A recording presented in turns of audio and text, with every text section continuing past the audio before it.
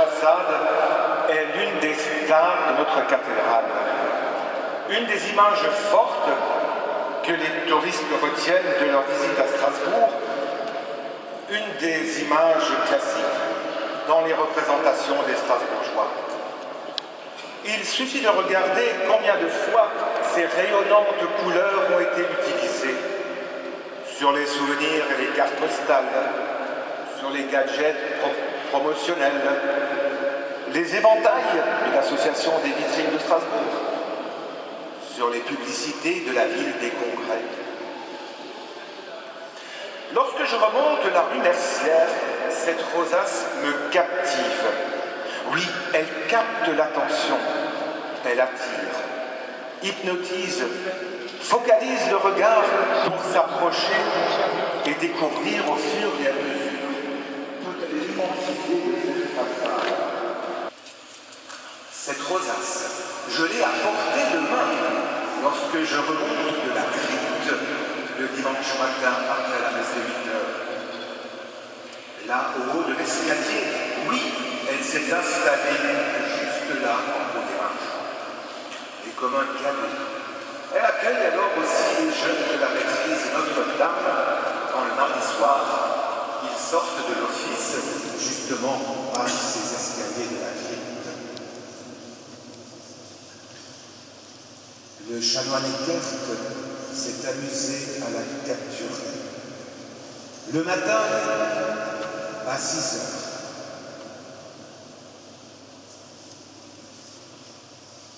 Nous sommes fin 13e, début 14e siècle. Les dates ne sont pas clairement établies. La nef de la cathédrale était terminée. Le chantier de la façade progressait.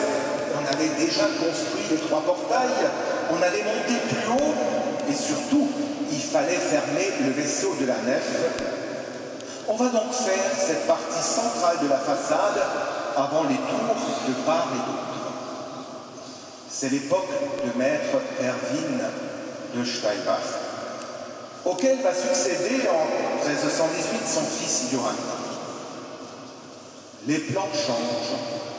La grande rosace devient de plus en plus fine et c'est le dessin de maître Erwin sur le projet C qui sera globalement respecté. Cette rosace se caractérise par son dessin tout en finesse, 16 pétales insérés sur l'extérieur dans les belles dentelles de pierre, harpe qui se joue du soleil et des ombres.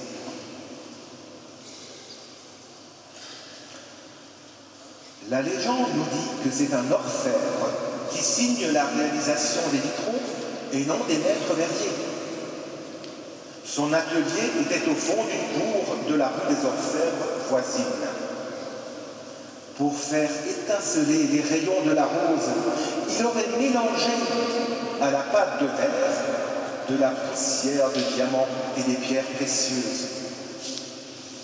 Ainsi la lumière allait être prise dans le corps du verre, dans sa masse, et libérer les rayons les plus limpides, les plus purs, les plus transparents. La couleur, comme concentrée et purifiée, la couleur décuplée.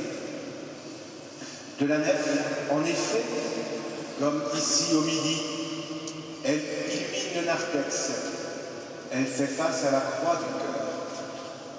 Elle nous invite à aller chercher dans l'au-delà les raisons de croire, ce chemin de Dieu, le chemin de l'au-delà, le chemin de la foi.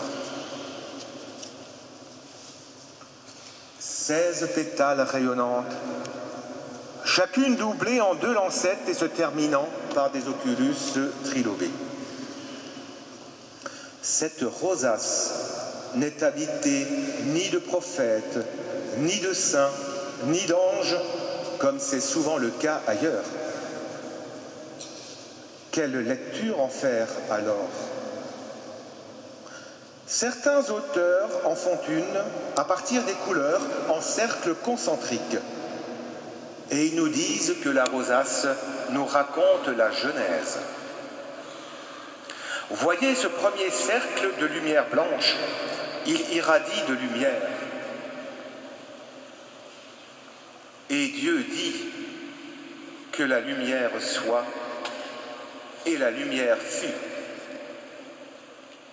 Vient ensuite un cercle de bleu, bleu sombre ou plus clair sur un côté, indiquant la séparation des eaux et des cieux. Et Dieu dit qu'il y ait un firmament au milieu des eaux et qu'il fasse une séparation entre les eaux d'en bas et les eaux d'en haut. Création du ciel et de la terre. Le récit de la création continue ainsi. Puis Dieu dit que la terre produise de la verdure, de l'herbe portant de la semence, des arbres fruitiers donnant du fruit selon leur espèce et ayant en eux leur semence sur la terre. Et cela fut ainsi, et Dieu vit que cela était bon. Des motifs végétaux jaunes croissent dans les lancettes, semences et fruits représentés par le rouge. Au bout, le vert et le bleu sont les jours de croissance et les nuits de repos qui font la vie sur terre. Vers l'extérieur des pétales, à la circonférence de la rose, des motifs à 5 pétales teintés de rouge, 16 motifs trilobés teintés de bleu. Le soleil baisse. Ces motifs vont se colorier des rayons de cuivre du soleil couchant.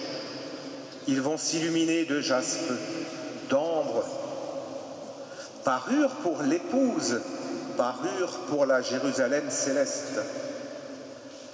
L'Apocalypse, en son chapitre 21, nous décrit cette Jérusalem céleste. Je cite, « Et il me montra la ville sainte, Jérusalem, qui descendit du ciel d'auprès de Dieu, ayant la gloire de Dieu. La muraille était construite en jaspe, et la ville était d'or pur, semblable à du verre pur. Les fondements de la muraille de la ville étaient ornés de pierres précieuses de toute espèce.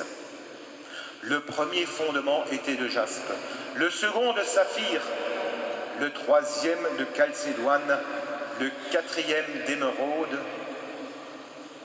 Et l'Apocalypse nous cite toutes ces pierres précieuses jusqu'à la 12e, l'améthyste.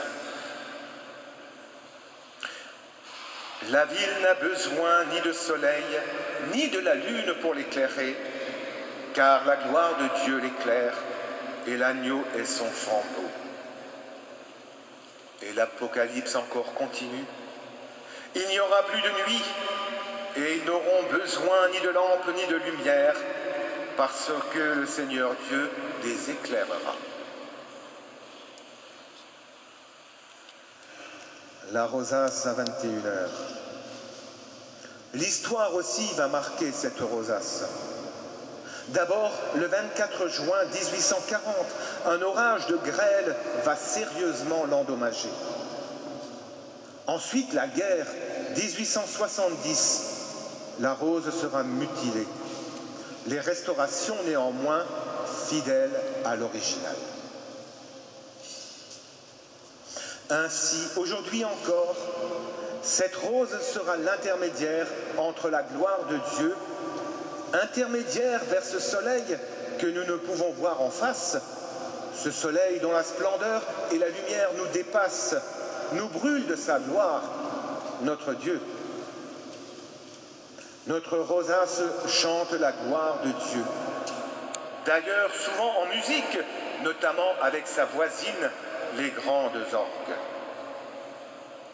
Et grâce à M. Ziegler, c'est là un plaisir que l'on peut goûter, même si le soleil, à cette heure de la nuit, est couché. Merci.